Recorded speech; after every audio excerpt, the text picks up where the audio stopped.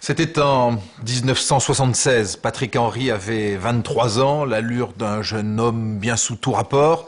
Il a enlevé un petit garçon de 7 ans dans un seul but, soutirer de l'argent à sa famille. Ce petit garçon s'appelait Philippe Bertrand. Patrick Henry l'a tué et pour ce crime odieux, quelques années plus tôt, il aurait été guillotiné. Mais la France de 76 n'est pas la France des années 60. Un débat est ouvert qui va aboutir 5 ans plus tard à l'abolition de la peine capitale. Alors Patrick Henry va échapper à la guillotine. Il va être envoyé en prison. Il va y rester 25 ans. Quand il est sorti au mois de mai 2001, Patrick Henry venait donc de passer 25 années derrière les barreaux. C'est long, 25 ans. Et pourtant, un quart de siècle plus tard, on a vu rejaillir, comme si c'était hier, toutes les passions qui entouraient l'affaire à l'époque.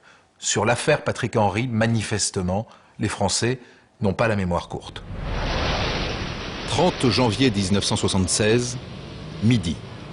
Philippe Bertrand, un petit garçon de 8 ans, est enlevé à la sortie de l'école à Troyes. Midi 20, le téléphone sonne chez ses parents. La mère de Philippe décroche. À l'autre bout du fil, un homme. Philippe a été enlevé. Il veut de l'argent, beaucoup d'argent, pour le libérer. 1 million de francs. Dès qu'ils ont raccroché, les Bertrand préviennent la police. C'est la PJ de Reims qui prend l'enquête en main. À sa tête, le commissaire Yves Bertrand. On aurait pu penser que le gosse avait fait une fugue. Ce n'était pas son habitude. La façon dont les gens nous racontaient comment ils sentaient cette disparition du petit Philippe Bertrand nous a fait quand même prendre l'affaire très au sérieux. La police recherche des témoins de l'enlèvement. Dominique Ménien, le camarade de classe de Philippe, est le dernier à avoir vu l'enfant. Après, on a perdu sa trace. Ce jour-là, on avait fini notre journée de classe et effectivement, on est sortis ensemble de l'école avec un autre camarade. C'était toujours le même trajet puisque moi, j'habitais 500 mètres dans l'avenue et lui allait chercher son petit frère à l'école de la Visitation où ses parents le prenaient. On y trouve encore les classes de maternelle où il venait chercher son petit frère et c'est la dernière fois que je l'ai vu.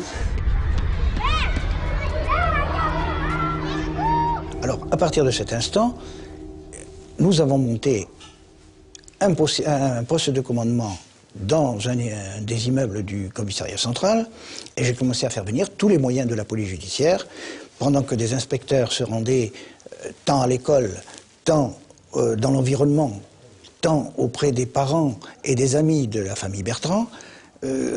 Nous récoltions le maximum d'informations et en même temps nous installions au domicile de la famille Bertrand des appareils d'écoute avec enregistreurs attendant une manifestation des ravisseurs.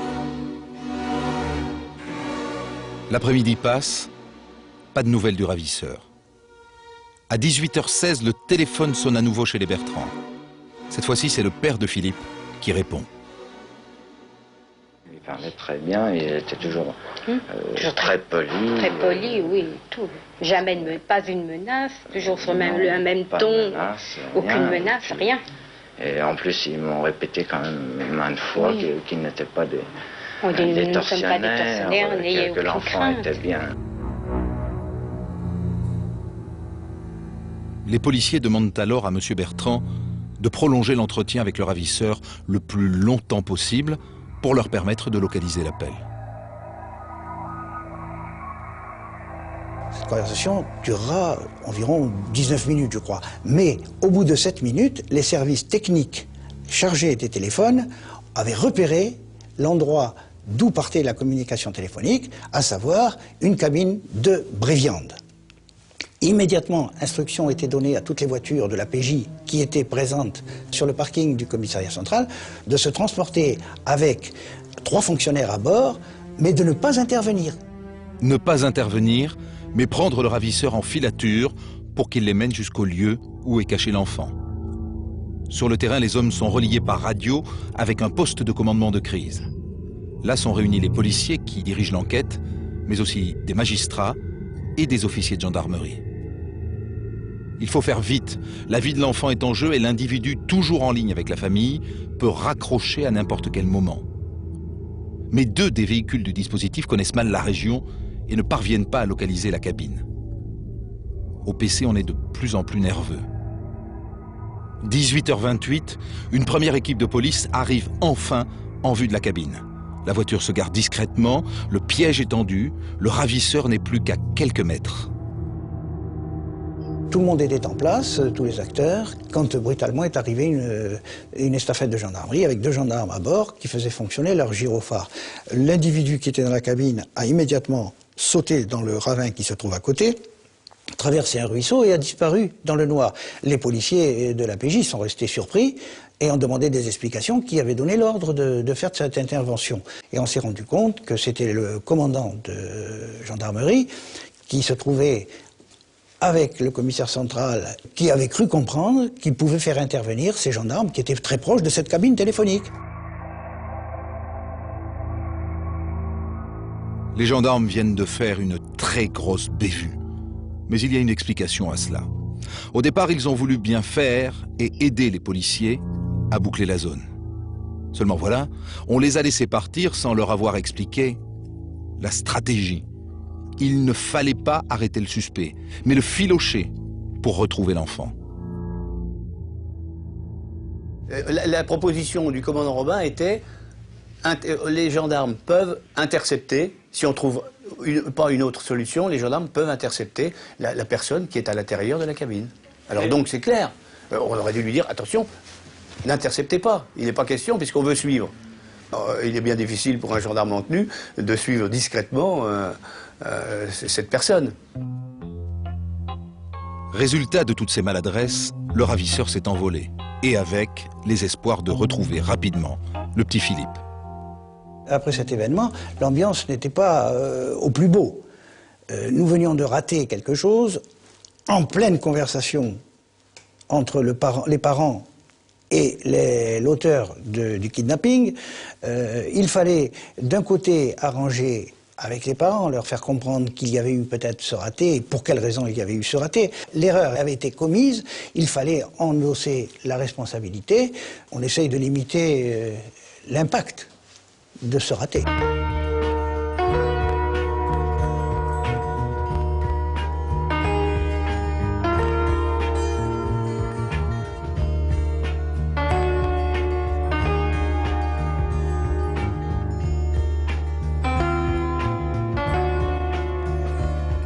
Maintenant, plus de bavure. Il faut mettre le paquet. On appelle en renfort les limiers de l'OCRB, l'Office central de répression du banditisme. À leur tête, un flic de choc, le commissaire Charles Pellegrini.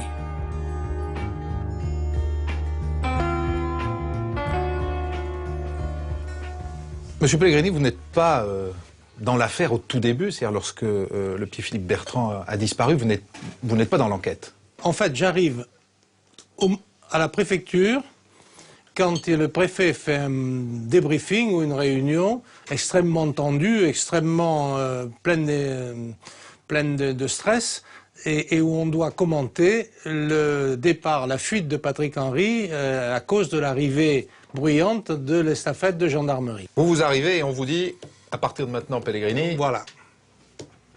Plus de dégâts, plus de casse, il faut le retrouver. Voilà. En fait, il y avait 2 parties, comme dans toutes les enquêtes, comme dans l'enlèvement de Maury-Laribière, comme dans d'autres, il y a la partie juridique et judiciaire, qui est celle du SRPJ, c'est-à-dire, en l'occurrence, Cariven, Bertrand, qui était le patron, et il y a la partie opérationnelle, c'est l'OCRB, à l'époque c'était le Bruchec, c'est Pellegrini, ce sont les inspecteurs, les voitures, les moyens, etc. Et donc nous, En fait, il y a j'allais dire, une vraie osmose entre les deux équipes, et nous étions chargés de mettre en œuvre un petit peu toutes les filatures, surveillance, etc. On était censé avoir le savoir opérationnel. Pour le retrouver. Pour le retrouver.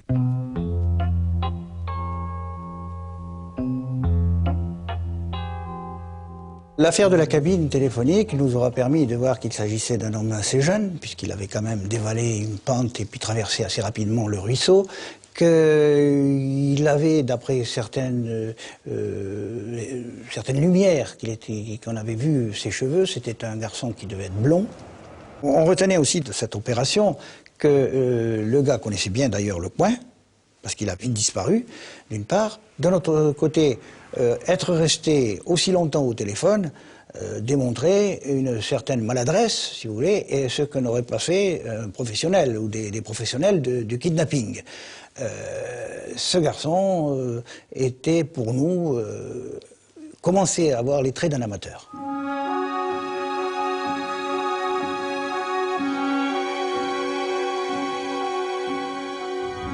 Après l'échec de la cabine, on met en œuvre les grands moyens. Fouille des maisons, des bosquets, contrôle des véhicules. Les étangs et les cours d'eau sont sondés. En vain. Alors la police reprend l'enquête à zéro. Elle interroge à nouveau la famille, les amis, les professeurs et les camarades de classe de l'enfant. Dans l'impasse, les policiers décident alors d'alerter la presse. Au début, lorsque le petit Philippe Bertrand a été enlevé, nous avions reçu dans les rédactions une consigne du ministère de l'Intérieur et des gendarmes nous disant de ne pas qu'on allait apprendre qu'un enfant avait été enlevé, mais qu'il fallait surtout pas qu'on en parle à l'antenne. Parce que, disait-il, il pensait pouvoir le retrouver assez rapidement et que, dans l'intérêt de la vie de l'enfant, il valait mieux ne pas en parler. Donc, on n'en a pas parlé pendant un jour ou deux. Et puis, un samedi, on a reçu, en revanche, une autre consigne de la police nous disant que, malheureusement, le ravisseur avait réussi à s'échapper, qu'on n'avait aucune nouvelle de l'enfant, qu'il n'y avait plus aucun témoignage, que les enquêteurs n'avaient plus aucune nouvelle de ce qu'avait pu devenir cet enfant. Et à ce moment-là, ils nous ont demandé de diffuser la photo du petit Philippe Bertrand pour faire un appel à témoins. Tout de suite, le portrait de Philippe Bertrand fait la une. La presse se passionne pour l'affaire. Mais cette médiatisation ne donne rien. 8 jours après l'enlèvement, toujours aucun élément nouveau et plus aucune nouvelle des ravisseurs. Il reste une dernière solution. Les parents du petit Philippe lancent un appel à la télévision. Oui, c'est ça, les rassurer. Oui. Je crois qu'ils sont à un tel point qu'ils n'osent plus rien faire, certainement. Alors, puis de toute manière, oui, parce que si les ravisseurs se terrent, peut-être même dans la ville, pas loin. Et que cette solution-là, quoi, que c'est une personne neutre, un prêtre, par exemple, un notaire, un avocat, quelqu'un qui est lié par le secret professionnel et tout, et qu'ils choisissent eux. On n'imposerait évidemment personne. On se raccroche à ça maintenant. Et comme la police va un petit peu se mettre en retrait, bon, qu'ils reprennent confiance.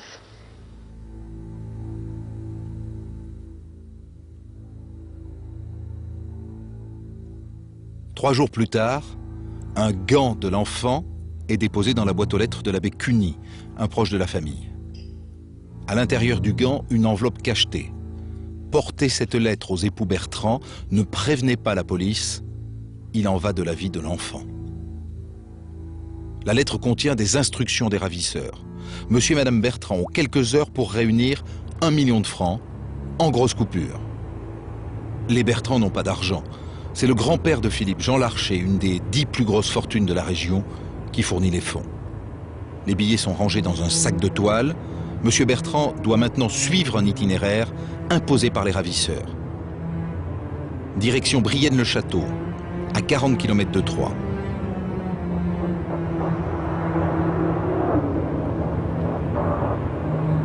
La famille a prévenu la police et les enquêteurs suivent Gérald Bertrand de loin, communiquant avec lui à l'aide d'un talkie-walkie.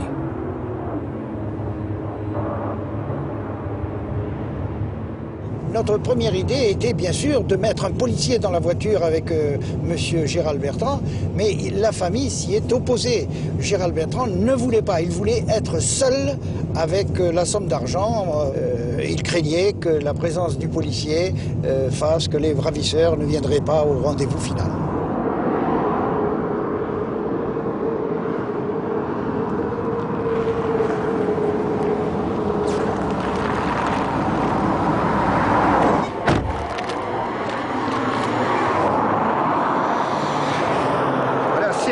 Ici, au pied du panneau de Pinet, que le Gérald Bertrand, le père du petit Philippe, a trouvé une botte appartenant à son fils dans laquelle se trouvait un message lui demandant de suivre les instructions qui devaient l'amener au village suivant où il trouverait un autre indice. C'était le début du jeu de piste.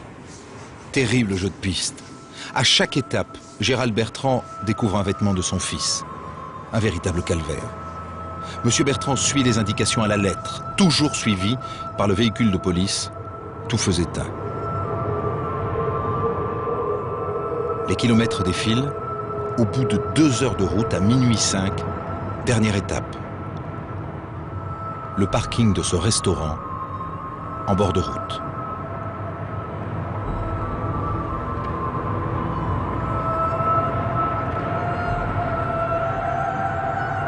Les ravisseurs ont placé un manteau à l'endroit où doit être laissée la rançon.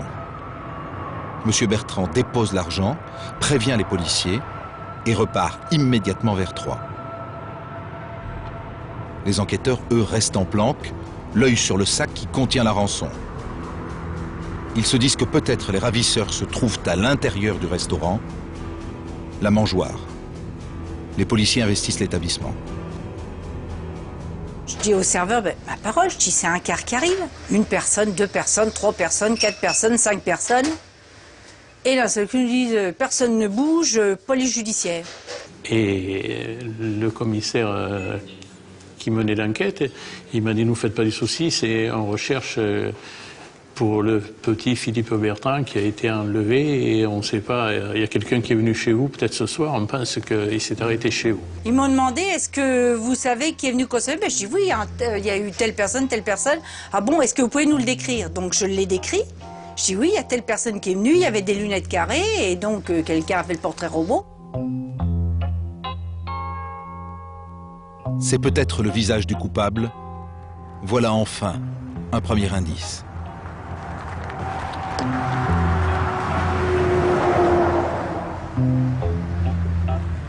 Sur le parking, le sac contenant la rançon est toujours là. Et les policiers sont toujours en planque. Je m'entretenais avec M. Torchia sur le parking quand celui-ci me dit brutalement « Tenez, l'individu dont ma femme vous a parlé, qui est venu consommer le Perrier, il passe en face, dans la DS blanche, en direction de Troyes. » Immédiatement, je chargeais une équipe de fonctionnaires de partir derrière cette voiture et d'interpeller l'individu.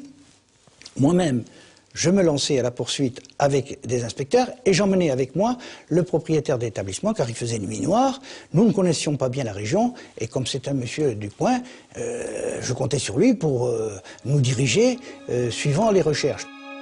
La poursuite commence, mais l'ADS est trop rapide et sème les voitures de police. On est au bord d'une nouvelle bévue. Heureusement, un policier est parvenu à relever le numéro d'immatriculation de la voiture. 880 JA10. Le véhicule appartient à un certain Patrick Henry. L'homme n'est pas totalement inconnu des services de police et en plus, c'est un ami de la famille Bertrand. 6 heures du matin, heure légale, Patrick Henry est donc interpellé à son domicile, 5 rue de la République à Troyes. Les hommes du commissaire Bertrand conduisent immédiatement le suspect à la mangeoire pour une confrontation avec les restaurateurs.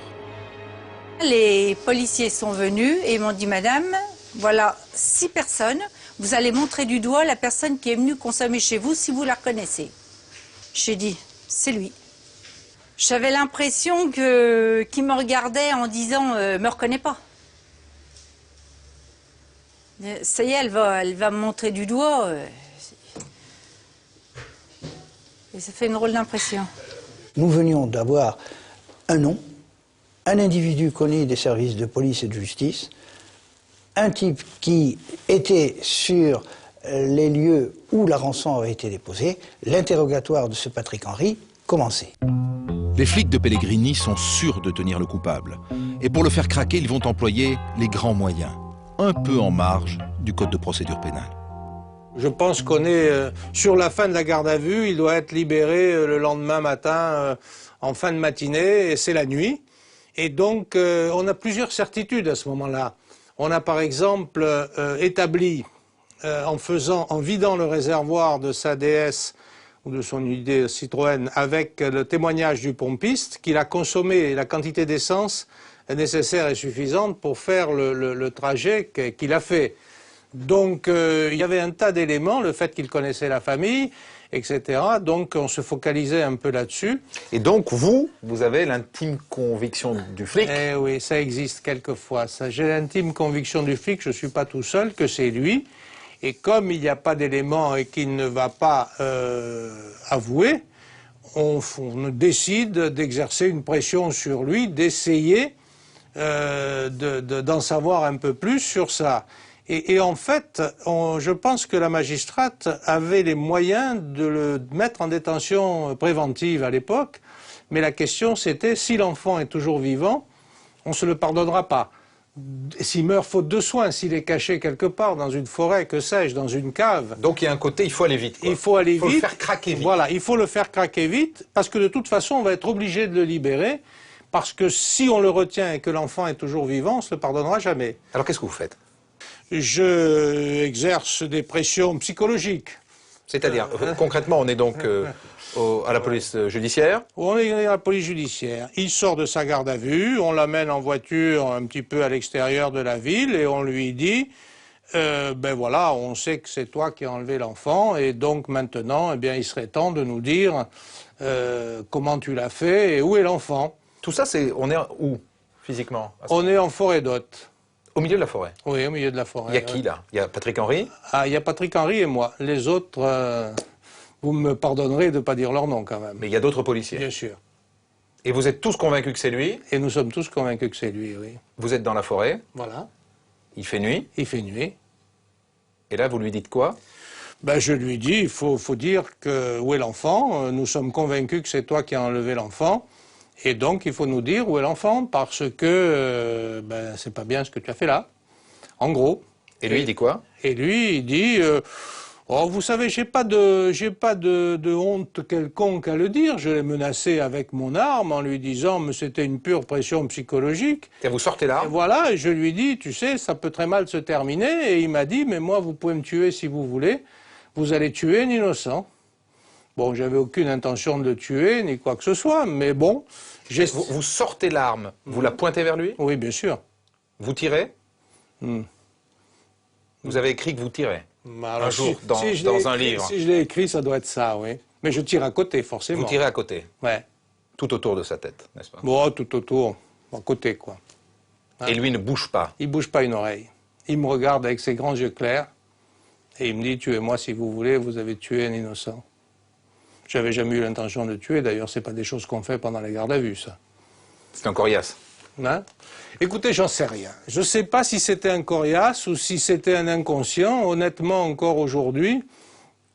Ou alors, aujourd'hui, je ne sais pas encore si j'ai bien fait ou mal fait. En fait, si c'était à refaire, je l'ai déjà dit et je le redis, je le referais exactement dans les mêmes conditions. Quelles que soient les convictions des policiers, la procédure est la procédure. Et le 13 février 1976, après 48 heures de garde à vue, et puisqu'il n'y a rien contre lui, Patrick Henry sort libre du commissariat de Troyes. Les journalistes, bien sûr, sont au rendez-vous. Patrick Henry leur joue le numéro de l'innocent injustement soupçonné. La France ne le sait pas encore, mais ce visage qu'elle découvre au journal télévisé, c'est le visage de l'assassin. Qui faisait quand même que vous auriez pu, enfin vous correspondez exactement. Oui, bien sûr. Bien sûr, il y a eu des coïncidences qui ont fait que, d'ailleurs, c'est pourquoi la police s'est adressée à moi. C'est les coïncidences.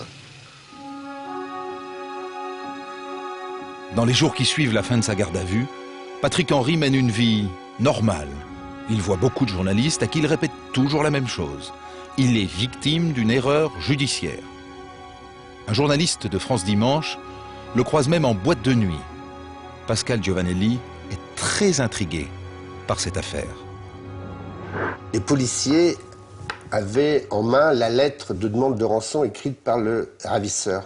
Donc ils ont soumis Patrick Henry à une dictée. Et il se trouve que là, Patrick Henry a écrit la lettre en majuscule, sauf la lettre Q, qui avait la particularité d'être tracée en minuscule, comme un P à l'envers, comme dans la lettre de demande de rançon du ou des vrais ravisseurs. Et donc je lui dis, mais attendez, c'est quand même très intriguant ça. On peut comprendre que sur ce détail-là, les policiers vous suspectent de plus en plus. Il m'a dit, oui, mais ce n'est qu'une fâcheuse coïncidence. Mais bon, dans ce genre de situation, vous êtes toujours partagé entre deux sentiments. Vous dites, où j'ai affaire vraiment au ravisseur, vraiment qui est un cynique diabolique, où j'ai affaire à un innocent et qui on fait vivre un cauchemar. Parce que peut-être la coïncidence existe-t-elle vraiment? Une fois de plus, l'enquête patauge. C'est un témoignage anonyme qui va faire avancer les enquêteurs. Un coup de téléphone est arrivé au PC de la PJ, nous signalant que l'homme qu'on disait être Patrick Henry et que les journaux présentés à la télévision et dans la presse écrite était un garçon qui avait été vu dans une rue de Troyes devant une pension de famille, les Charmilles. J'envoyais immédiatement une équipe d'enquêteurs dans cette rue avec sa photo pour la présenter au porte-à-porte. Arrivé aux Charmilles, le patron dit « Mais oui, ce garçon, je le connais, mais il ne s'agit pas de Patrick Henry. Il s'agit d'un monsieur Van der Mesch, à qui j'ai loué l'appartement qui se trouve derrière et qui a une entrée indépendante. Mais je ne peux pas y aller parce qu'il a changé la serrure. D'ailleurs, il est ici en ce moment. » Les inspecteurs sont montés. Ils ont entendu un bruit de volet qu'on était en train d'ouvrir. Ils sont vite redescendus certains dans la rue et ils ont attrapé Patrick Henry au moment où il allait sauter dans la rue pour se sauver. Mais les inspecteurs l'ont cueilli à ce moment-là, reconduit à l'intérieur de son 2 pièces. Ils ont cherché et sous le lit, ils ont vu comme un tapis roulé, tiré, en demandant qu'est-ce que c'était ça. Et Patrick Henry, qui était à côté d'un inspecteur menotté, a dit « c'est l'enfant ». Cette fois, la comédie de l'innocent outragé est terminée. Patrick Henry est bien obligé d'avouer l'évidence, c'est lui qui a enlevé et tué Philippe Bertrand. Il est placé en détention à la prison de Chaumont. Et il raconte au juge d'instruction. Il a attendu le petit Philippe à la sortie de l'école. Le gamin connaît Patrick Henry qui lui explique que ses parents ont dû partir en urgence pour Paris et qu'il est chargé de le garder. En confiance, Philippe le suit facilement. Il emmène l'enfant dans un studio qu'il a loué à l'hôtel des Charmilles, dans les faubourgs de Troyes. Là-bas, Patrick Henry raconte qu'il joue aux cartes et puis il le laisse seul devant la télé, le temps d'appeler une première fois les parents pour leur demander la rançon. Ensuite, retour à l'hôtel des Charmilles. Tous les deux passent l'après-midi enfermés, les volets clos. 17h30, le ravisseur laisse l'enfant seul à nouveau. Second coup de fil aux parents. Et puis plus tard, à Bréviande, il échappe de justesse à l'intervention des gendarmes. Il reste tapi dans les fourrés pendant plus de 2 heures par moins 10 degrés. De retour aux Charmilles, il trouve l'enfant endormi, se couche sur un matelas par terre. Et poursuit-il, ça n'est que le lendemain, après 30 heures de captivité, que Patrick Henry étrangle le petit Philippe à l'aide d'un mouchoir. Les pleurs de l'enfant réclamant ses parents lui auraient fait perdre la tête. Voilà la version de Patrick Henry. Il ne voulait pas tuer, il n'y a pas de préméditation. Ensuite, il enroule le corps dans un tapis et le cache sous le lit. Quelques heures plus tard, il part 4 jours au ski avec des amis. C'est au retour qu'il organise le jeu de piste qui va conduire le père de Philippe sur le parking de la mangeoire pour remettre la rançon. Selon vous, parce que ça reste encore quelque chose de pas défini, à quel moment Patrick Henry a-t-il tué l'enfant? Écoutez, On ne saura jamais précisément, mais j'ai eu un long entretien il y a déjà quelques années avec le médecin légiste. La mort remonte à peu près au moment de l'enlèvement. C'est-à-dire, l'a-t-il tué? En fait, la question qui préoccupait un petit peu tout le monde, pour un souci de responsabilité, l'a-t-il tué avant ou après l'épisode de la cabine? On ne le saura jamais. Il l'a tué à ce moment-là, dans les heures là. Alors, moi, je suis convaincu qu'il l'a tué avant. Pourquoi? Parce que l'enfant le connaissait, parce qu'il ne pouvait pas se permettre de le laisser vivant, et parce que surtout, il a prouvé par la suite qu'il avait un sang-froid exceptionnel en déposant les vêtements de l'enfant, les petits vêtements, je vais donner un peu dans le mélo, mais c'est ça, les petites chaussettes et les petites chaussures, le long de la route jusqu'à la mangeoire. Donc, j'allais dire, il n'y a aucune raison, ce bonhomme ne s'est jamais affolé, et donc je pense qu'il a tué l'enfant dès qu'il l'a enlevé.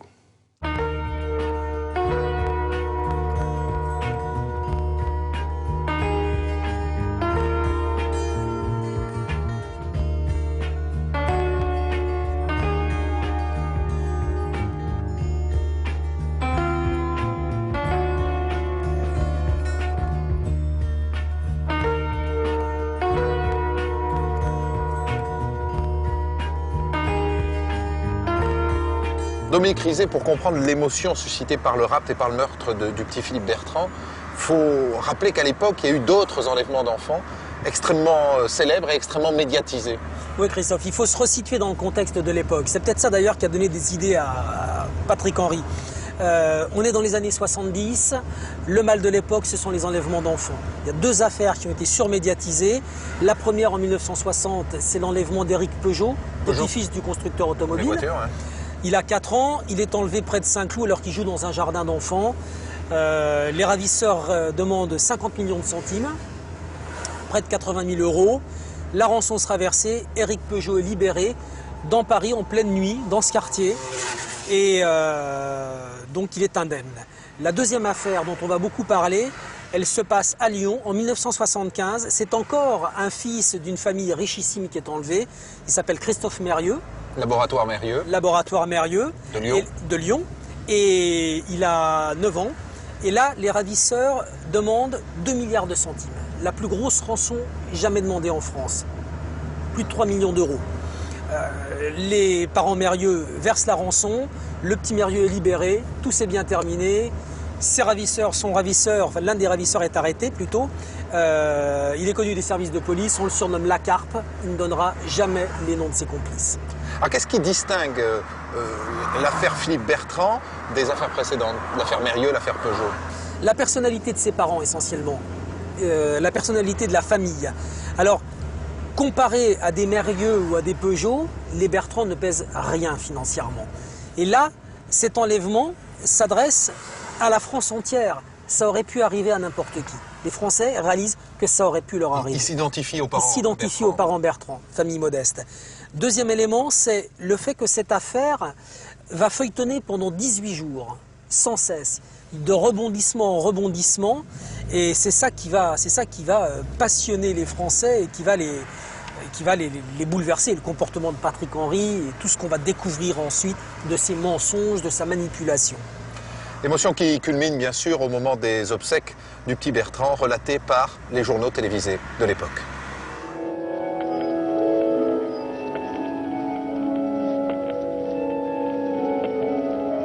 Le 20 février 1976, 3 jours après la découverte du corps, les obsèques du petit Philippe rassemblent toute une région devant l'église de Pont-Sainte-Marie, à quelques mètres seulement du domicile des Bertrand. La France suit les funérailles à la télévision. Le crime de Patrick Henry provoque la colère. Et à 3 personnes, personne ne veut défendre le meurtrier. Un à un, tous les avocats choisis par Patrick Henry se récusent. Un seul accepte, Maître Boquillon. J'ai reçu, non pas des menaces, mais des lettres d'injures, des coups de téléphone permanents, des menaces de tous les côtés sur moi-même, sur mes enfants. C'est vous dire que c'était quand même quelque chose de très, très particulier. Et tous ces gens, c'était des justiciers qui voulaient de la peau de Patrick Henry. À ce moment-là, c'est ce qui m'a en réalité incité à dire non, j'assurerai ta défense, car tout criminel, fût-il le plus grand des criminels, doit avoir quelqu'un qui soit à ses côtés pour s'assurer que la loi est effectivement appliquée comme elle doit l'être. Monsieur Bouquillon, c'est un grand-père qui vous cause. Écoutez-moi ce que je vais vous dire. Hein. Ne défendez pas un bandit. Hein. Ne défendez pas un bandit. Hein. Le procès était implaidable. Il n'y avait pas un iota qui permettait de sortir quelque chose qui puisse militer en faveur de ce criminel. Il n'y a qu'un problème qui va se poser, c'est celui de la peine de mort. J'ai pris mon téléphone et j'ai téléphoné à Badinter. Je lui ai dit, est-ce que vous voudriez être avec moi pour assurer la défense de Patrick Henry ? Vous êtes un spécialiste, moi je ne le suis pas, vous connaissez la question parfaitement. Il m'a dit, bah écoutez, on va se rencontrer et vous m'expliquerez un petit peu ce qu'il en est. Et les deux hommes se rencontrent à mi-chemin entre Paris et Chaumont. Pendant 5 heures, Maître Bocquillon présente le dossier et expose les faits à l'avocat parisien. À l'époque, Maître Badinter est déjà célèbre pour son combat pour l'abolition de la peine de mort, mais va-t-il accepter de défendre Patrick Henry? Chaque fois qu'il me posait une question pouvant aller vers une atténuation, j'étais obligé de lui répondre, mais non, c'est pas dans le dossier ou c'est contraire au dossier. Si bien que lorsqu'on s'est quitté à minuit, je ne savais plus très bien si précisément Badinter allait continuer d'être à mes côtés. Maître Bocquillon, un homme de grande conscience et de grand courage, dans une solitude désolante de la défense à l'époque, puisque des avocats avaient refusé de défendre Patrick Henry, a accepté de le faire. Et il m'a téléphoné pour me dire, est-ce que vous accepteriez de défendre avec moi Patrick Henry? Et je m'étais juré, après l'exécution de Bontemps, que tout accusé qui risquerait sa tête et qui me demanderait de le défendre, quel que soit le crime, je le défendrai. J'ai donc répondu oui tout de suite. Vous vous rencontrez avec Maître Bocquillon dans un restaurant à mi-chemin entre Paris et Chaumont? Oui, parce que beaucoup de journalistes suivaient à cette époque-là la trace de Bocquillon. Ça faisait quelques jours qu'il avait accepté. Et nous avons décidé de nous rencontrer dans un lieu tranquille. Donc nous sommes retrouvés, oui, à mi-chemin, entre Troyes et Paris. Et vous rentrez le soir en ayant pris connaissance du dossier, et vous dites à votre épouse, ce sera un désastre professionnel programmé. C'est-à-dire que ce dossier est terrible. C'est pire que ce que j'imaginais. Oui, pourquoi c'était pire? Par les détails. Par l'absence d'éléments positifs pour la défense. C'était ça qui rendait cette affaire en elle-même si difficile. Rien d'atténuant. Sa personnalité était sans relief, sans intérêt. Il n'y avait rien dans son passé auquel s'accrocher. Ce n'était pas une victime de la société. C'était comme ça, un jeune homme terne, falot, sans aucun rapport avec son crime. Cette identité même le rendait peut-être plus odieux. Il était celui que l'on pouvait rencontrer partout. Et puis, il y avait cet enlèvement, il connaissait l'enfant. Enfin, rien n'était bon, rien. Tout était terrible. Et c'est pour ça que je considérais que l'affaire était en elle-même si difficile, et par conséquent qu'il fallait aller chercher ailleurs. J'avais compris dès le départ, ou très vite, que dans le contexte de l'époque, on ne pouvait sauver Patrick Henry que en posant clairement la question de la peine de mort, et qu'il fallait transformer l'affaire Patrick Henry en procès de la peine de mort. Et cela, évidemment, cela devait être à l'audience ma partie. Pas la défense nécessaire, de Patrick Henry comme homme pour l'expliquer, car il faut expliquer quel est l'homme que l'on défend. Boquillon, par sa proximité, et je dois dire même par son rapport avec les jurés de Troyes, c'est infiniment mieux placé que moi pour le faire. À lui, l'homme, à moi la peine de mort. À l'époque, Robert Badinter n'est pas encore le héros qu'il est devenu aujourd'hui. Dans cette affaire, il a toute la France contre lui. Toute la France et même le ministre de l'Intérieur, Michel Poniatowski, qui va faire un geste hallucinant. Il sort de son obligation de réserve et vient devant les caméras de télévision influencer les jurés. La police maintenant a terminé son travail. Il est toujours à la disposition naturellement de la justice pour poursuivre les études sur certains points. Et ça va être à la justice de trancher. Ce sera une justice faite avec des jurés populaires. Et je vous dirais que si j'étais juré, je me prononcerais pour la peine de mort. Poniatowski, ministre de l'Intérieur et proche du président Giscard d'Estaing, demande la peine de mort pour l'assassin du petit Philippe. Et derrière lui, deux autres ministres de poids. Jean Le Canuet, garde des Sceaux, et Robert Gallet, ministre de la Coopération et surtout maire de Troyes. Comme tous les Troyens, mais peut-être encore plus qu'eux, j'ai été complètement bouleversé par cette affaire.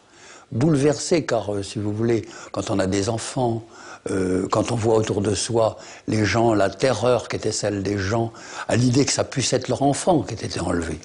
Et je peux dire que je n'ai eu qu'une part négligeable dans cette affaire. Mais je traduisais moi-même, par mes réflexions ou par mon attitude, l'extraordinaire angoisse de toute la population qui était solidaire de la famille Bertrand et qui, plus le temps passait, haïssait les ravisseurs. Il n'y avait pas un Troyen sur 1000 qui ne voulait pas la peine de mort. Une odeur de sang plane sur la ville. La population demande la tête de l'assassin. En moins d'une semaine, des pétitions réunissent 6000 signatures. La foule crie à mort, jusqu'au propre père de Patrick Henry, qui réclame la peine capitale pour son fils. C'est impardonnable, je ne peux absolument pas pardonner ça à mon fils, c'est pas possible. Moi j'estime que la condamnation à mort est la juste punition de ce qu'il a fait. On voit bien le niveau de tension dans la société française. Tout le monde veut la mort de Patrick Henry, même son propre père. C'est à ce moment-là que le journaliste le plus populaire de la télévision française va prononcer une phrase qui, aujourd'hui encore, reste gravée dans les mémoires. Une phrase que personne, d'ailleurs, ne prendra la peine d'écouter jusqu'au bout et qui sera à l'origine d'un immense malentendu. Bonsoir. La France a peur. Je crois qu'on peut le dire aussi nettement. 18 février 1976, journal de 20 heures. Roger Giquel ouvre avec une phrase choc. Le journaliste a pesé chacun de ses mots. Mais ce soir-là, le présentateur vedette ne sera pas compris. 26 ans après, il regrette toujours ce malentendu. Quand j'ai à traiter en direct cette affaire de Patrick Henry, eh bien, il semble que l'opinion croit que c'est un contresens. Elle comprend le contraire de ce que je suis en train de dire, car elle ne retient que la France a peur, elle ne retient pas la dernière phrase sur le fait qu'il faut se défendre de cette trouille, et parce qu'on voit bien où ça mène, à la vengeance et à la peine capitale, puisqu'elle existait encore à ce moment-là. Oui, la France a peur et nous avons peur. Et c'est un sentiment qu'il faut déjà que nous combattions, je crois. Parce qu'on voit bien qu'il débouche sur des envies folles de justice expéditive, de vengeance immédiate et directe. Et comme c'est difficile de ne pas céder à cette tentation quand on imagine la mort atroce de cet enfant. Le 18 janvier 1977, presque un an après la mort du petit Philippe, s'ouvre à Troyes le procès de Patrick Henry. Devant les grilles du palais, la foule crie vengeance. Le dispositif de sécurité est impressionnant. Pas moins de 130 policiers et CRS. La pression de l'opinion publique se fait sentir jusque dans la salle d'audience. La bataille s'annonce difficile pour les avocats de la défense. pour tout le monde, il était condamné. Et Patrick Henry lui-même était convaincu qu'il allait être exécuté. Il avait tout préparé, son testament, etc., etc. C'est vous dire qu'il était certain qu'il ne s'en sortirait pas. Et vous ? Moi, personnellement, j'étais convaincu qu'il ne s'en sortirait pas. Et Robert Badinter m'a dit, on va plaider la peine de mort.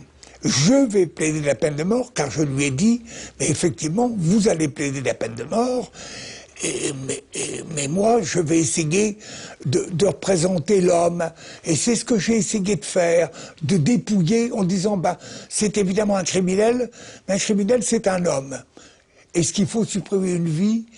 Et quand on l'aura fait, on sera bien avancé. Pendant 3 jours, devant une salle survoltée, 42 experts et témoins se succèdent à la barre pour dresser le portrait de cet homme que la presse et l'opinion publique ont surnommé le monstre. La justice veut comprendre qui est Patrick Henry, pourquoi un jeune homme de bonne famille et sans histoire a pu commettre un tel geste. Parmi les témoins, René. Il est à l'époque le meilleur ami de l'accusé. À 23 ans, Patrick Henry, c'est un jeune homme bien mis, bien tenu. Hein, on lui aurait donné mon Dieu sans confession, si on peut dire, à cette époque-là. Hein. Il avait un visage angélique. Et sa mère m'a dit, vous savez, c'était un gosse très, très sensible, qui ne se battait jamais, qui avait toujours besoin de tendresse. C'est quelqu'un qu'à la limite, vous estimiez l'instant d'avant. C'est pas quelqu'un qui traîne les rues, c'est pas quelqu'un, comment dirais-je, ce n'est pas quelqu'un qui a eu une enfance particulièrement malheureuse, il n'a aucune excuse. Et c'est pour ça qu'il paraît indéfendable et que pourtant Badinter va le défendre. C'est un homme comme vous et moi. Voilà, c'est ça qui donne un frisson considérable, quoi. C'est épouvantable, c'est épouvantable.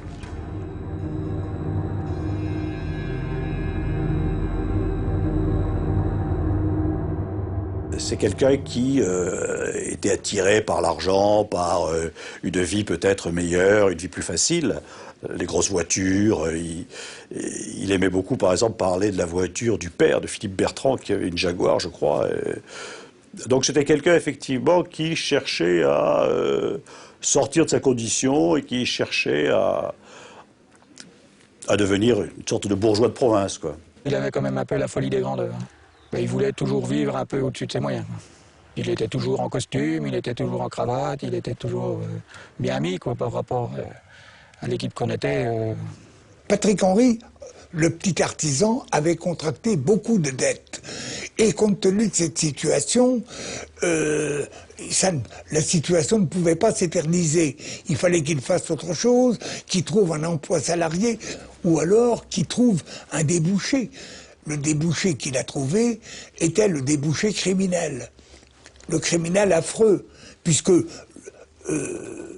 l'enjeu de l'escroquerie était la vie d'un enfant.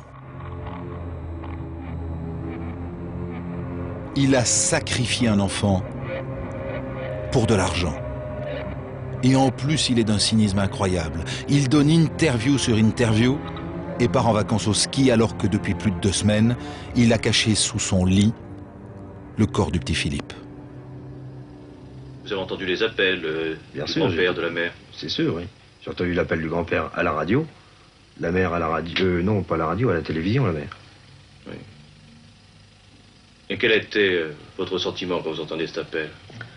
Mais écoutez, ça fait mal au cœur pour les parents et puis surtout pour le petit garçon. Et évidemment, on souhaite un dénouement très rapide et heureux de cette affaire. Ce qui est frappant dans l'affaire Patrick Henry, qui avait d'ailleurs marqué tout le monde à l'époque, c'est le cynisme du bonhomme. Dominique Rizet, je voudrais vous faire écouter l'interview qu'il donne juste après avoir été relâché, après sa première garde à vue, à Europe numéro 1. Écoutez. Le garde des Sceaux, M. Canuet, disait il y a quelques jours qu'il était pour la peine de mort pour les raptes d'enfants. Est-ce que c'est aussi votre avis? Moi, je pense que c'est oui. C'est mon avis. La question que tout le monde se pose, chacun a le droit de donner son avis. Vous pensez qu'il est mort ou vivant? Je m'efforce de penser qu'il soit vivant. De tout mon cœur, le plus possible. Quel est votre souhait maintenant? Eh ben, je souhaite que l'enfant soit retrouvé, bien sûr vivant, et qu'on retrouve très rapidement les ravisseurs afin que je puisse être mis totalement hors de cause de toute cette affaire. Cynisme total.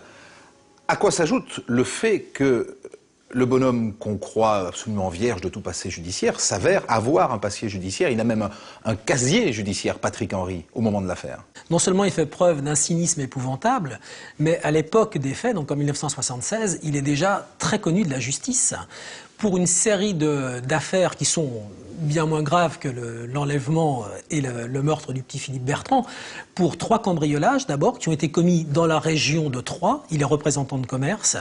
Et il y a un cambriolage commis dans un château, un cambriolage dans l'étude d'un notaire et un 3e cambriolage chez un forain. À chaque fois, les cambriolages sont suivis d'incendies. À chaque fois, des témoins verront sur place une DS Citroën qui ressemble à la voiture de Patrick Henry. Pas professionnel. Pas professionnel. À chaque fois aussi, il est venu dans les heures ou les jours qui ont précédé rendre visite aux victimes. Donc il est tout naturellement mis en examen, à l'époque on dit inculpé, et il va comparaître, mais il bénéficiera à 3 fois de non-lieu parce qu'on n'a pas suffisamment de preuves, pas suffisamment d'éléments. Pour le condamner. Les victimes font appel, les non-lieux sont confirmés. Et puis il est connu aussi de la justice pour des affaires plus graves, notamment un week-end, il tue un cyclomotoriste. Il utilise sa voiture de service, de représentant de commerce, qu'il n'a en principe pas le droit de conduire le week-end, et en doublant un tracteur sur une route de campagne, il renverse un cyclomotoriste, il le tue. C'est un accident. C'est un accident, mais il va être condamné à 3 ans d'interdiction du permis de conduire. Il écrit à Valéry Giscard d'Estaing à l'époque. Ouais. Il lui explique qu'il est représentant de commerce et qu'il va perdre son métier. Et le président de la République va réduire sa peine à 1 an et demi d'interdiction du permis de conduire. Donc. Et puis il y a une autre affaire qui va mener à sa condamnation, celle-ci, et qui va laisser un dossier avec des photos que la police utilisera par la suite. Il est, juste avant d'être représentant de commerce, il travaille dans une banque, il est au guichet, et il va voler un chèque dans le chéquier de sa collègue de travail. Il le remplit, il va dans une autre agence bancaire pour encaisser l'argent, mais il est jeune, et le caissier, surpris par l'âge de ce gosse et le montant du chèque qu'il a rempli lui-même, prévient la direction de la banque, la police. Patrick Henry est arrêté, il sera condamné à 15 mois de prison avec sursis pour vol et faux en écriture. Et donc il aura un dossier, là il va avoir un dossier judiciaire avec des photos.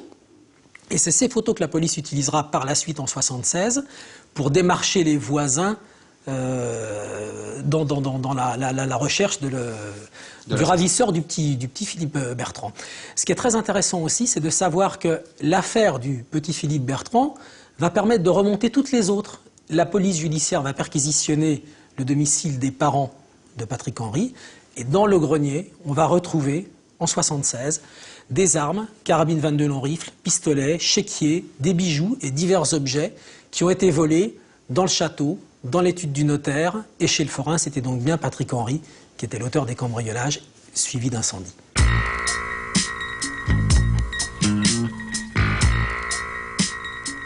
Ces interviews, ce sourire, cette insouciance. Mais comment peut-on défendre un homme comme lui ? Pas facile d'être l'avocat du monstre parfait. Comment convaincre les jurés qu'on peut, peut-être, lui trouver des circonstances atténuantes ? Les points obscurs, c'était de savoir si, quand il a tué l'enfant, il y avait une sorte de préméditation. Je lui en avais parlé, et il m'avait dit, mon enfant, j'aurais pas loué une chambre 15 jours avant si j'avais pas voulu y prendre et amener l'enfant. Mais pour l'avocat général, la thèse de la défense ne tient pas. Le magistrat en est convaincu, Patrick Henry a bel et bien prémédité son meurtre. N'oubliez pas une chose, le petit garçon le connaissait bien. Patrick Henry était un ami de la maison. Alors, il s'était mis dans une position où il n'avait pas d'autre issue que de faire disparaître le garçon. Qu'est-ce qu'il aurait fait, le garçon, s'il était rentré chez lui, après qu'une rançon ait été payée? Il aurait dit, mais j'étais avec Patrick Henry. Je l'ai dit, moi, dans mon réquisitoire, c'était inéluctable. Pour les enquêteurs, Patrick Henry a dû tuer l'enfant dès qu'il l'a eu. Une enquête criminelle, ce sont des faits. Or, le fait marquant là-dedans, c'est qu'il avait joué aux cartes avec l'enfant. Et c'est lui qui l'a déclaré. Et sur un jeu de 52 cartes, on n'a pas trouvé une seule empreinte du petit Philippe Bertrand. Près des fenêtres, près des poignées de porte, aucune empreinte. Patrick Henry a toujours déclaré avoir tué l'enfant le lendemain de son enlèvement, vers 18 h. Pourtant, effectivement, les enquêteurs ne vont trouver aucune empreinte dans le studio et personne n'a jamais entendu le moindre bruit. Alors que Philippe Bertrand serait resté seul pendant près de 30 heures dans cette pièce de 25 mètres carrés. William Pralong est le fils des anciens propriétaires des Charmilles. Au moment des faits, il avait le même âge que le petit Philippe. Après l'arrestation, les policiers sont revenus avec Maître Badinter pour étudier un certain nombre de choses, et notamment pour voir si effectivement le petit Philippe Bertrand, s'il avait été vivant dans l'appartement et s'il avait marché dans cet appartement, on l'aurait entendu du bas. Donc je suis venu en fait, et puis c'était simple, hein, le but c'était de marcher dans l'appartement pour voir si le bruit que faisait le parquet, parce que c'était du parquet, était perceptible du bas. Ce qu'on a constaté, c'est qu'on entendait clairement, hein, ma mère et Maître Badinter qui étaient en bas, effectivement, on entendait marcher. Si l'enfant avait été vivant 30 heures dans cet appartement et qu'il avait marché, on l'aurait entendu du bas. Tout semble condamner l'accusé. Pas la moindre circonstance atténuante. Les jeux sont faits, ce sera la guillotine. Et c'est là qu'intervient Robert Badinter au cours d'une plaidoirie qui va marquer l'histoire. L'avocat parisien va plaider contre la peine de mort, contre le crime d'État. Le sang de Patrick Henry ne pourra jamais laver celui de Philippe Bertrand. Badinter a plaidé uniquement la peine de mort. Et il l'a fait pendant 1h30, mais dans des conditions telles qu'il a réussi à émouvoir les jurés. Et il disait simplement... à partir du moment où l'on considère que la vie est sacrée même pour le sacrilège. Et par conséquent, c'est un fait général que la vie est sacrée, et par conséquent, on n'a pas le droit d'attenter à la vie de quelqu'un, même le pire des criminels. Il a désigné chaque jury dans sa propre responsabilité. C'est pas la société quoi? La société, c'est un concept. C'est vous, chaque juré. C'est vous qui allez le condamner à mort. Vous avez, vous, et vous seul, à cette minute, et oubliez tout ce qui vous entoure, vous avez seul le droit de vie et de mort sur quelqu'un. À croire que, quand on aura liquidé un criminel, on en aura fini avec le crime, alors que ce n'est pas vrai. Exactement comme jadis, on brûlait ceux qu'on considérait comme des sorciers parce qu'en même temps, on se disait qu'on en aurait fini avec le malin, évidemment, ça recommençait. À cet égard, dites-vous bien, s'il faut le couper en deux, eh bien ça ne dissuadera rien ni personne.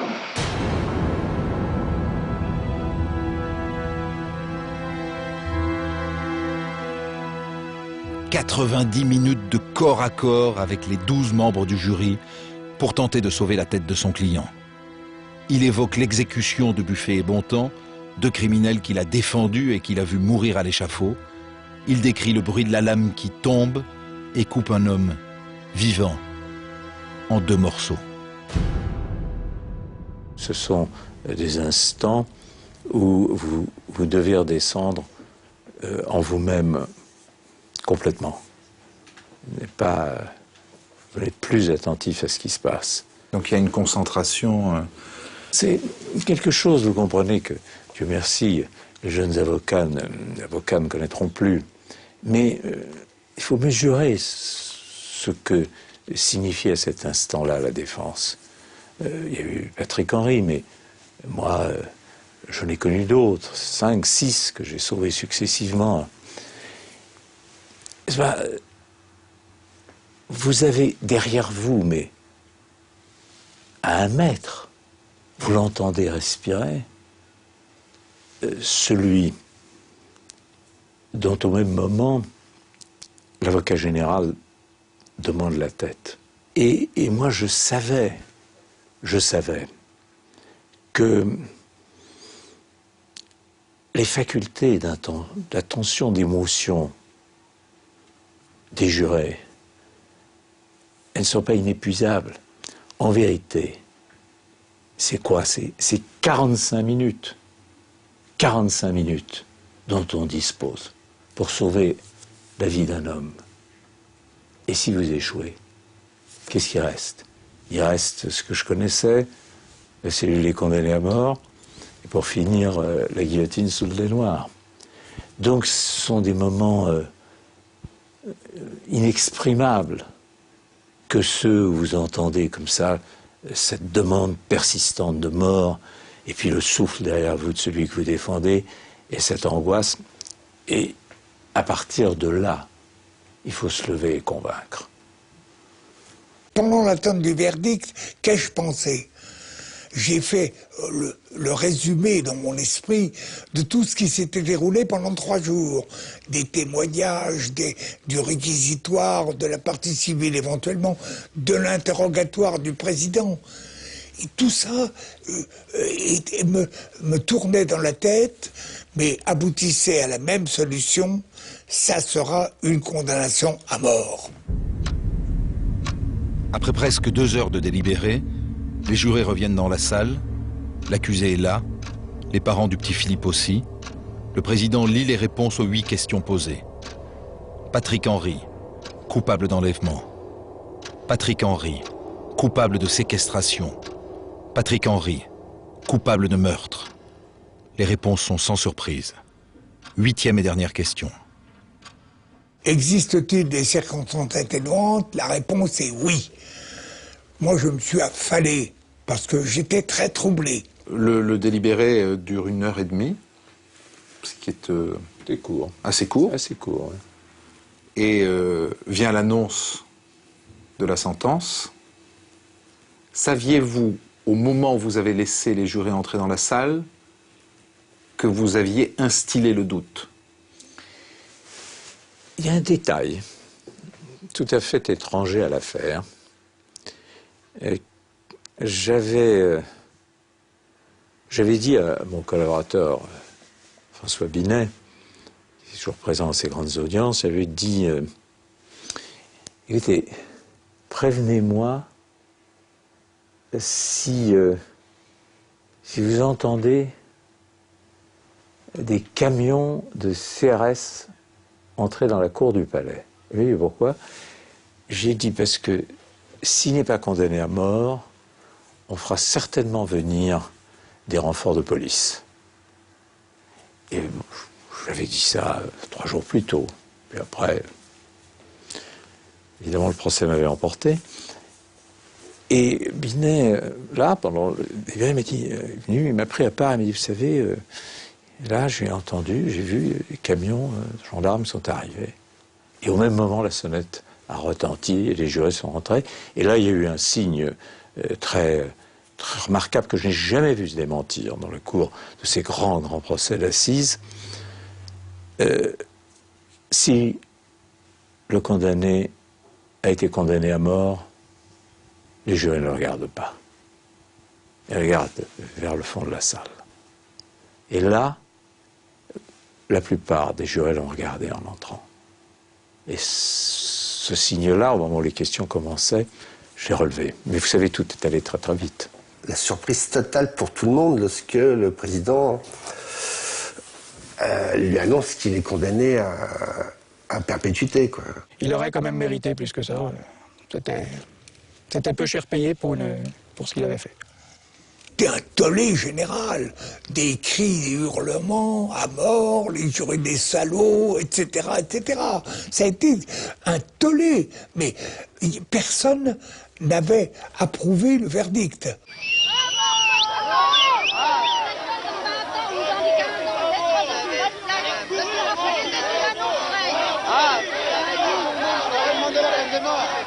Je ne comprenais pas comment et dans quelles conditions les jurés avaient pu voter la réclusion à perpétuité. Ça m'a paru, je dirais, quelque chose que je n'ai encore pas compris. Contre toute attente, les jurés ont choisi d'épargner la vie de Patrick Henry. Il est condamné à la réclusion criminelle à perpétuité. Pourquoi ce choix? Que s'est-il passé pendant ces 2 heures dans la salle des délibérés? Laurent Gillotte est l'un des 12 jurés qui ont siégé au procès. Il était dans la salle le 20 janvier 1977 et pour la première fois, il raconte. Quand la question est-ce qu'il y a des circonstances atténuantes a été posée, il n'y avait pas de circonstances atténuantes, donc ça aurait dû être la peine capitale. Si ça n'a pas été la peine capitale, c'est parce que il y a des consciences qui ont estimé qu'il y avait d'autres choix. Le président avait fait asseoir les jurés autour d'une table dans la position qu'ils occupaient à la cour d'assises. Le premier juré répond pas de circonstances atténuantes, donc peine de mort. Le deuxième juré dit peine de mort. Le troisième juré dit peine de mort. Quant au quatrième, on arrivait au premier magistrat. Vous savez que la cour était composée de 9 jurés et de 3 magistrats, le président et 2 magistrats. Et le magistrat qui était là dit, écoutez, oui, on peut le condamner à mort. Non seulement on ne nous le reprochera pas, mais on nous félicitera.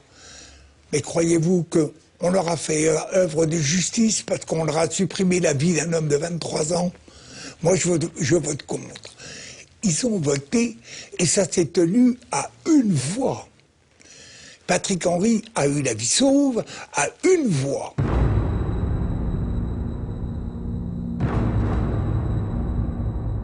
Personnellement, je suis persuadé que les jurés qui étaient là, c'était des jurés qui ont fait, selon leur conscience, du mieux qu'ils ont pu, aussi mis en garde la société qu'au regard des gens qui nous environnent tous les jours. On avait tous les uns les autres. Moi, j'avais 5 enfants chez moi, c'est-à-dire que je savais, je pouvais très bien me placer dans la situation de quelqu'un qui perdait un enfant avec un geste comme celui-là.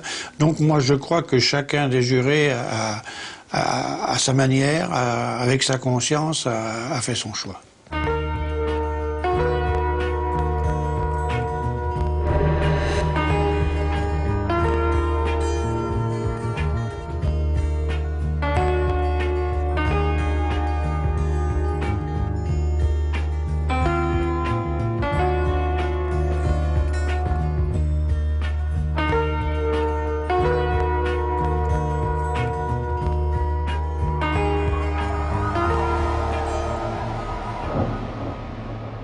Claude Fouchier, au moment de l'affaire, vous êtes reporter à RTL, vous couvrez l'affaire en elle-même, puis le procès, et un jour, vous êtes amené à rencontrer un par un tous les jurés du procès en assises de Patrick Henry. Pourquoi? Tout simplement parce qu'on avait reçu un coup de fil insolite à la rédaction de RTL. C'était le coup de fil d'une commerçante de Troyes, dont le mari avait été juré au procès, et qui nous demandait de passer un communiqué à l'antenne selon lequel son mari avait voté la mort, parce qu'il n'y avait plus personne dans le magasin, son magasin était boycotté, elle trouvait ça catastrophique, et elle disait, moi mon mari a voté la mort, il faudrait que vous fassiez un communiqué à l'antenne. Parce qu'au fond, la ville entière reprochait aux jurés de ne pas avoir condamné Patrick Henry à mort. La ville, c'était d'ailleurs terrible. Le soir même du verdict, les gendarmes gardaient les jurés. À l'énoncé du verdict, toute la foule criait à mort. Donc ça vous intrigue, vous allez à Troyes et vous allez les voir, chacun à leur tour, tous les 9. Pourtant c'est interdit, on n'a pas le droit de raconter. On n'a pas le droit de trahir le secret des libérations, mais je n'ai pas trahi le secret des libérations. Il y a un article du Code pénal effectivement qui est interdit, mais c'était pas le secret des libérations. C'était pour savoir quel était l'élément qui les avait conduits de façon très étonnante, puisque contre toute l'opinion publique, à voter contre la mort. Et alors, qu'est-ce qu'ils vous disent? Alors, bon, je passe sur ceux, justement, qui disent j'ai voté la mort, et j'en trouve 3, en fait, qui me disent qu'ils ont voté contre la mort par conviction catholique. Alors, il faut comprendre que cette conviction, avait été soutenu et conforté par l'évêque de Troyes. Alors, autrement dit, l'évêque suggère que s'il y a des catholiques dans le jury, ils ne doivent pas voter la mort. C'était quand même une indication. Et elle était d'autant plus courageuse de la part de cet évêque que, je pense, je ne sais pas s'il y a beaucoup d'évêques en France à l'époque, auraient adopté cette position assez courageuse. Ils vous disent, ce que vous êtes en train de me dire, c'est que c'est peut-être plus l'évêque qui a pesé sur ce procès que Maître Badinter? C'est la conclusion à laquelle vous arrivez? Maître Badinter a fait une plaidoirie absolument éblouissante, mais il aurait été, enfin c'était impossible, étant donné l'ambiance qu'il y avait. N'oubliez pas qu'on jugeait en plus le criminel d'un enfant que tout le monde connaissait, parce que c'est une petite ville où tout le monde se connaissait, on le jugeait sur les lieux mêmes de son crime. Toute la ville voulait la mort, à part quelques exceptions. Et là, c'est pas par la seule magie du verbe de Badinter, étonnante, formidable, mais c'est pas par la seule magie du verbe qu'on pouvait changer les opinions à ce point et trouver suffisamment de gens pour faire basculer l'opinion d'un jury. C'est pas possible. Perpétuité. Patrick Henry ne sait pas combien de décennies il va passer en prison. Mais sa détention débute dans l'isolement total des quartiers de haute sécurité. Quand il a été condamné à perpétuité, il était à Chaumont et il y est resté pendant 1 an. Et pendant toute cette année, j'allais souvent à la maison d'arrêt pour voir mes clients, j'en profitais pour le voir. Les 3 premiers mois, il a commencé à comprendre que malgré tout, il était toujours vivant et que par conséquent, il fallait qu'il envisage quelque chose. Il faut bien trouver une raison de vivre. Alors Patrick Henry décide de reprendre ses études. Au centre de détention de Caen, il fait la connaissance d'une religieuse, sœur Marie-Réginald. Elle fait partie d'une association qui donne des cours aux détenus. Elle va accompagner Patrick Henry pendant toute sa scolarité. Vous voyez, j'ai découvert un élève qui était sûrement intelligent, puisqu'il me dit « je lis beaucoup ». Je crois qu'il a épuisé la bibliothèque de la prison de Caen. Il connaît les Balzac, tous nos classiques, peut-être mieux que moi. Et j'ai vu la transformation se faire. Il a été pendant 6 ans en quartier de haute sécurité. C'est une pièce qui a 3 mètres sur 4. Il y a un lit en ciment, un siège en ciment, une table en ciment. Tout est scellé. Et puis il y a un petit lumignon au-dessus. Et c'est là où il est resté pendant 6 ans.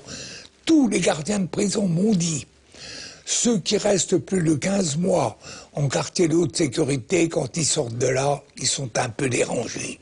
Eh bien, Patrick Henry, lui, il s'est évadé intellectuellement, car tout d'un coup, il a découvert que la culture, la lecture, les auteurs, la philosophie, tout ça, il l'ignorait complètement et il m'a écrit plusieurs fois, mais j'ai trouvé un monde que je ne connaissais pas. Patrick Henry reprend tout à zéro, au niveau 6e.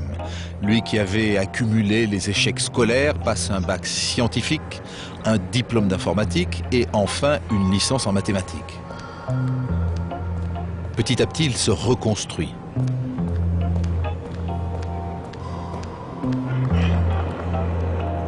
Ses connaissances en informatique lui offrent un rôle au sein de la prison.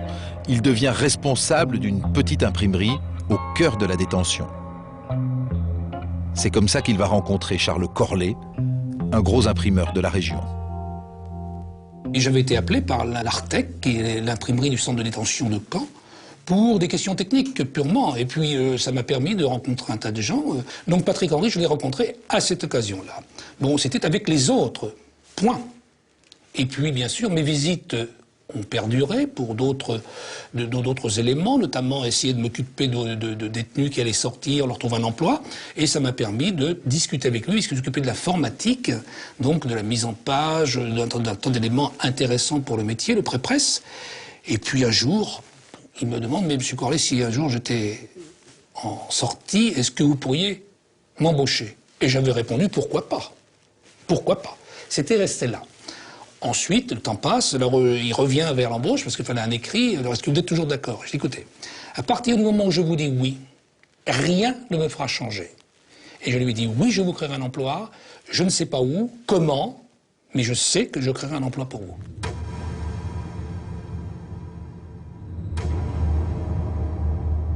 Patrick Henry a désormais un emploi assuré à sa sortie, s'il est libéré un jour.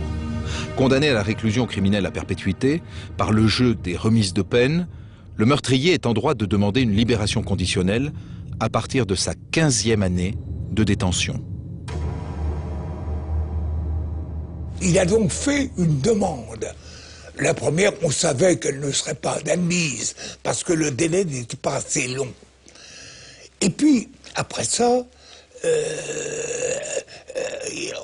on a répété la demande 2 fois, 3 fois, jusqu'à la 6e ou 7e fois. Je crois qu'on lui a refusé 6 ou 7 fois, et chaque fois c'était avis très favorable. Et ça cassait en dernier. Je pense que c'était le garde des Sceaux, puisqu'à ce moment-là, c'était le garde des Sceaux encore qui signait les libérations. Et oui, là je pense qu'à ce moment-là, il n'en pouvait plus. Une à une, toutes ces demandes de libération conditionnelle sont refusées. Les années passent, et avec le temps, Patrick Henry commence à douter. Il se voit finir sa vie derrière les barreaux. Lentement, il sombre dans la dépression. À plusieurs reprises, il a eu des périodes de perte de foi, en quelque sorte, dans l'avenir. Il s'est dit, on veut me laisser crever comme ça, j'ai été condamné à perpétuité, il faut que je disparaisse le plus vite possible. En juillet 2000, l'espoir renaît. Une nouvelle demande est présentée. Les psychiatres, l'administration pénitentiaire et le juge d'application des peines ont chacun donné un avis favorable. Elisabeth Guigou, alors ministre de la Justice, se penche sur le dossier du condamné. Il ne manque plus que sa signature pour que Patrick Henry puisse sortir de la prison de Caen. Madame Guigou, est-ce que vous êtes favorable à la libération de Patrick Henry? Ma décision n'est pas prise. Je n'ai que des avis favorables de tous ceux qui ont été... mais ma décision n'est pas prise. Après plusieurs jours de réflexion, le 10 juillet 2000, Elisabeth Guigou rend sa décision. Contre toute attente, elle refuse la libération conditionnelle à Patrick Henry.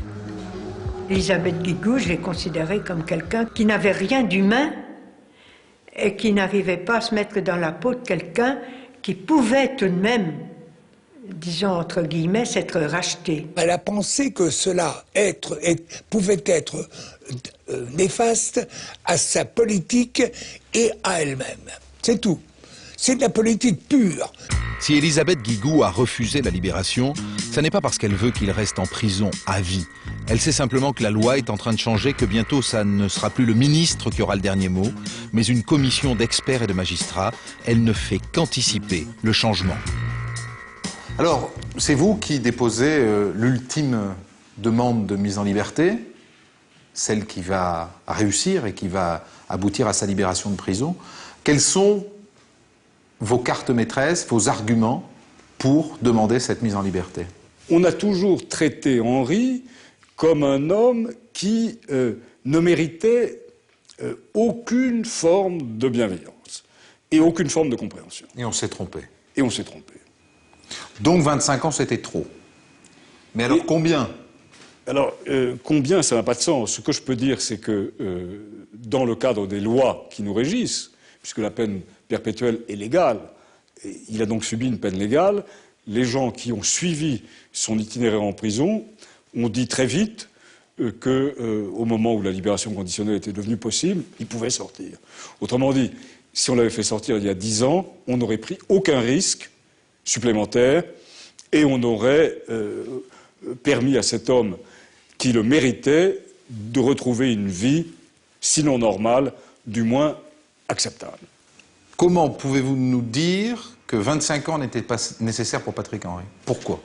Alors, ça tient à l'homme qu'il est, à sa personnalité et à la façon dont il a réagi par rapport à l'acte qu'il a accompli. Car d'emblée, il a condamné cet acte comme quelque chose qui n'était pas justifiable d'aucune façon. En dehors de la puissance du symbole, qui est attaché à la réclusion criminelle à perpétuité, tout le monde a compris très vite qu'une longue peine n'était pas nécessaire et qu'elle n'a été effective que parce qu'il avait encouru la peine de mort. Et le paradoxe de cette affaire, c'est que l'abolition de la peine de mort, qui est en quelque sorte sortie, en partie en tout cas, qui a été en partie générée par l'affaire Henry, a produit un résultat qui est à l'opposé de ce qu'on pouvait espérer. C'est-à-dire qu'aujourd'hui, sans la peine de mort, on a des peines d'emprisonnement plus longues qu'avant la peine de mort, et de fait, la prison tue davantage de gens, physiquement et moralement, qu'avant l'abolition de la peine de mort.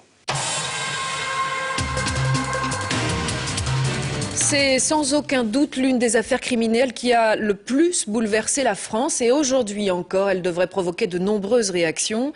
Patrick Henry, le meurtrier du petit Philippe Bertrand, qui a purgé 25 ans de détention, va bénéficier d'une libération conditionnelle.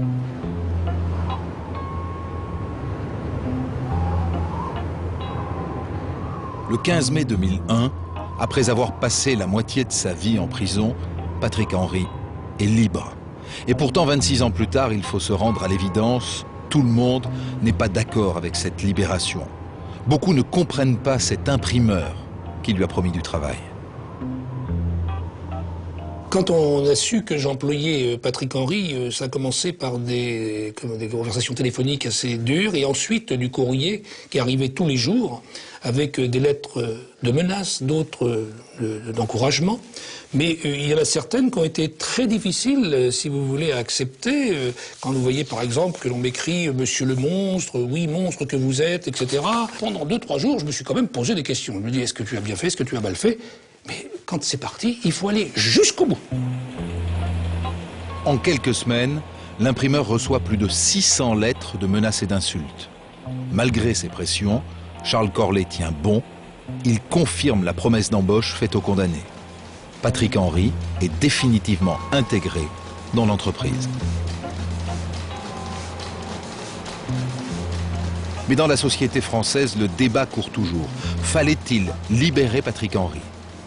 Jacques Toubon a été ministre de la Justice de mai 95 à juin 97. À 2 reprises, il a dû statuer sur le dossier du condamné. J'ai jugé qu'il ne convenait pas de libérer Patrick Henry. La commission régionale a décidé autrement.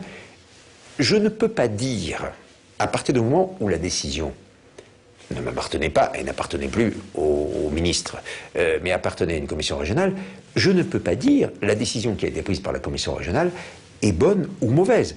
Je peux dire simplement une chose, c'est qu'il y a 5-6 ans, je considérais que la personnalité de l'assassin, telle qu'elle était ressortie d'ailleurs des circonstances de l'affaire, d'abord, et de son comportement au moment du procès ou avant le procès, et d'autre part, l'état de l'opinion publique ne pouvait pas justifier qu'il soit libéré. À partir du moment où je crois profondément que la peine à perpétuité est quelque chose qui est inapplicable et n'existe pas, j'étais absolument persuadé qu'un jour, Patrick Henry serait libéré.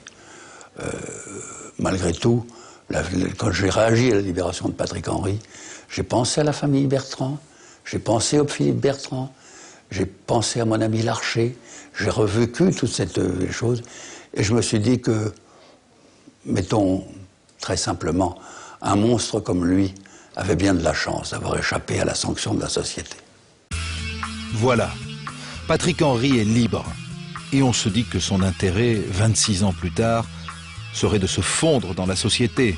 Personne ne connaît son visage. Il a la possibilité de changer de nom, de se faire oublier.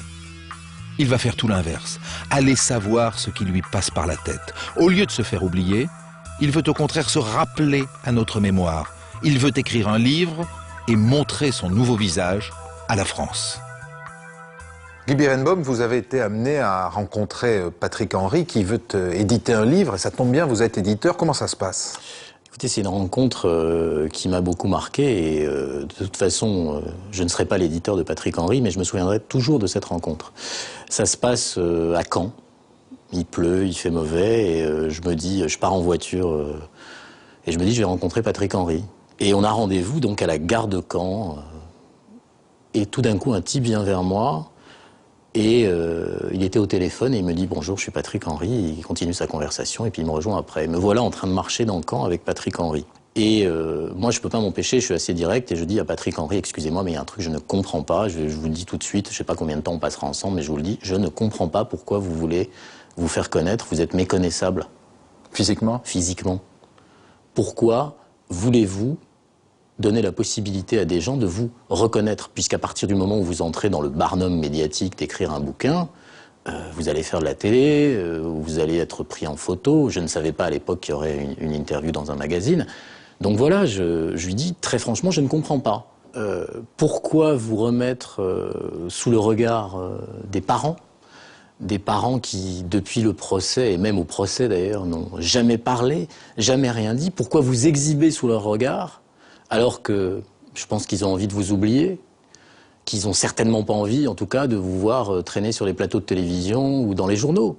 Pourquoi voulez-vous faire ça? Et qu'est-ce qu'il répond? Il est très franc, il est très honnête, il dit « j'ai payé ». Et j'ai payé, on veut bien le croire, mais ça n'explique pas pourquoi il veut, lui, se remettre en danger d'être reconnu et qui sait d'être agressé verbalement et physiquement. Moi, je suis pas moraliste, je suis éditeur, donc j'ai pas à dire à quelqu'un qui vient de passer 5 ans en QHS et 25 ans au total enfermé.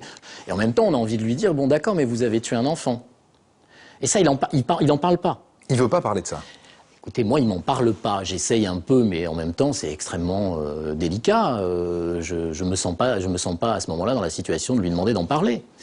Sur quoi il veut faire un livre? J'ai le sentiment qu'il veut pas revenir sur le geste et qu'il veut plutôt parler de la prison. À aucun moment, vous n'avez l'impression que dans un livre, noir sur blanc, il peut réécrire « J'ai fait une connerie, je suis désolé, je demande pardon ». Il dit lui-même, ça c'est très important, ça n'est pas excusable. Il le dit. Donc partant du principe que ça n'est pas excusable, il considère que ça ne sert à rien, et je suis pas loin de penser qu'il a raison. De toute façon, on est tous d'accord pour penser que c'est pas excusable, quand bien même l'écrirait-il. Est-ce que vous avez l'impression qu'il veut faire un livre pour gagner de l'argent? Est-ce qu'il vous demande de l'argent? Bien sûr. Beaucoup? Oui, c'est forcément beaucoup d'argent. Je suis pas le seul à avoir été le voir, puis c'est pas moi qui vais le faire. Ce sont des sommes d'argent qui sont toujours considérables. Et en plus, il dit pourquoi il veut de l'argent. Et c'est là où on est dans le summum du paradoxe. Il veut de l'argent pour construire une maison au bout d'un terrain avec un système de protection. Vidéo? Oui.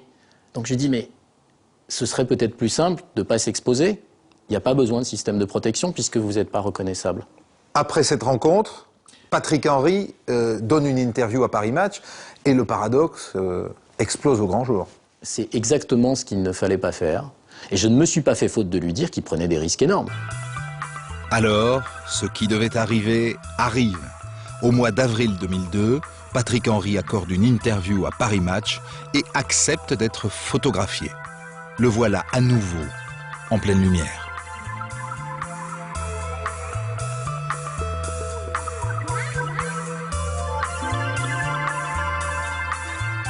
Vous avez lu, j'imagine, cette interview, vu les photos. Qu'est-ce que vous avez pensé à l'époque? Alors, il y a quelque chose, moi, qui me chagrine quand même, c'est que cet homme, pour qui beaucoup de gens se sont battus, la société lui a pardonné, les éducateurs, j'ai entendu dans diverses émissions des gens qui se sont occupés de lui dire que c'était un autre homme.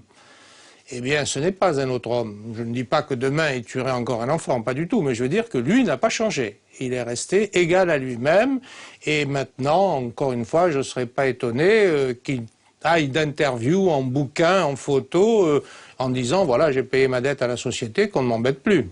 Moi, je pense que quand même, après 25 ans, on peut penser que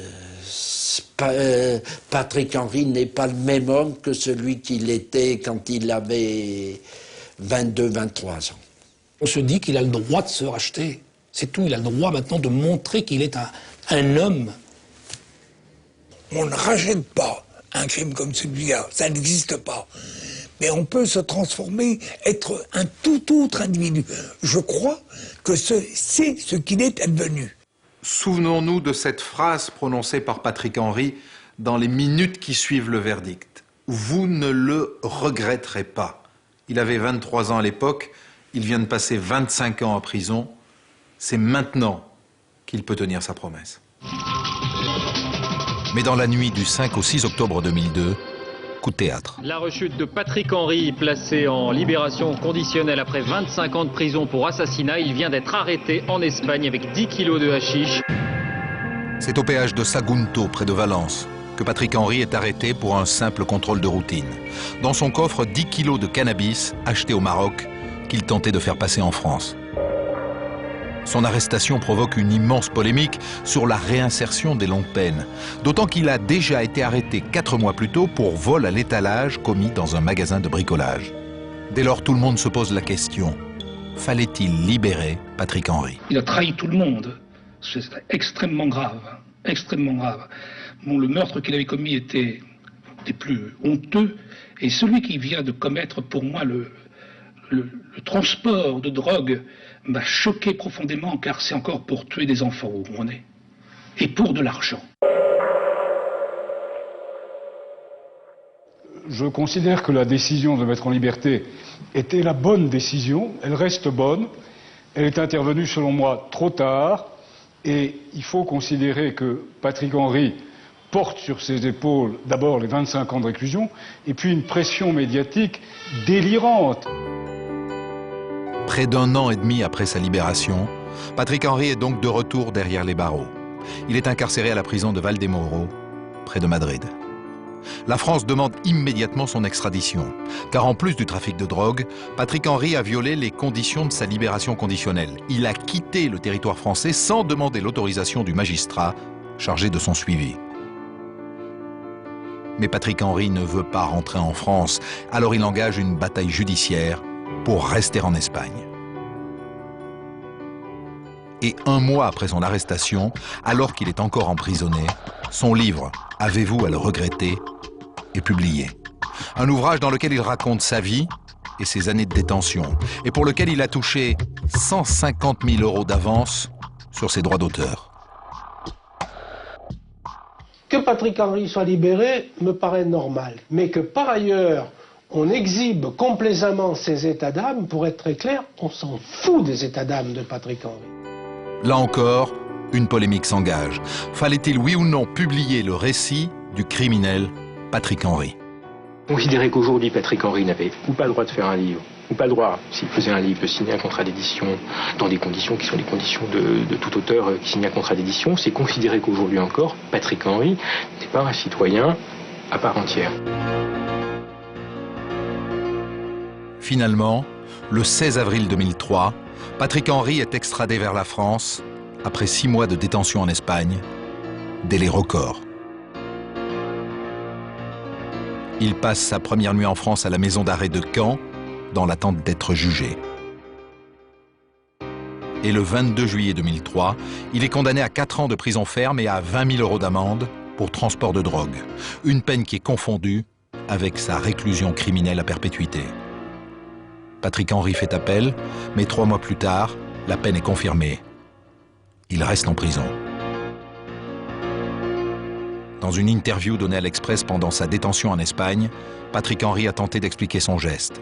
« J'étais censé incarner le problème de la réinsertion. On a voulu faire de moi un surhomme, alors qu'en fait, je ne suis qu'un pauvre type. »